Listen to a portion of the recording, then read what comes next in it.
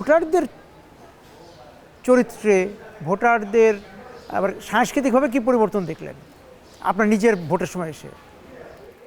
মানুষ, দেখুন, আমাদেরকে বিশেষত ফোকাস করতে হবে গত 17 বছরের এই ঘটনাকে, এই অসঙ্গতিকে, সীমাহীন অসঙ্গতি।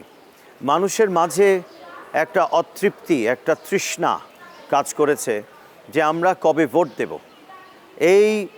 এবং দুর্নীতি এতটাই আমাদের পুরো সমাজ ব্যবস্থায়, রাষ্ট্রীয় কর্মকাণ্ডে এমনভাবে প্রথিত হয়ে গেছিল, গেঁথে গেছিল, যে মানুষ আসলে অনেকটা বুঝতে পারছিল না নেক্সট আসলে কি করা দরকার। তো আমরা একটা অসাধারণ নির্বাচনের দিকে 24 জুলাই আগস্টের বদৌলতে এবং 17 বছরের আমাদের বাংলাদেশ জাতীয়তাবাদী দলের হাজার হাজার, ইনফ্যাক্ট লক্ষ নেতা কর্মীর যে আত্মত্যাগ, সেটার ভিত্তিতে যে পেয়েছিলাম সেই নির্বাচনে আমি লক্ষ্য করেছি মানুষ তখনও ভাবছে যে এবার আমরা আবার একটু পরীক্ষা নেব, আমরা এবার পরীক্ষা নেব।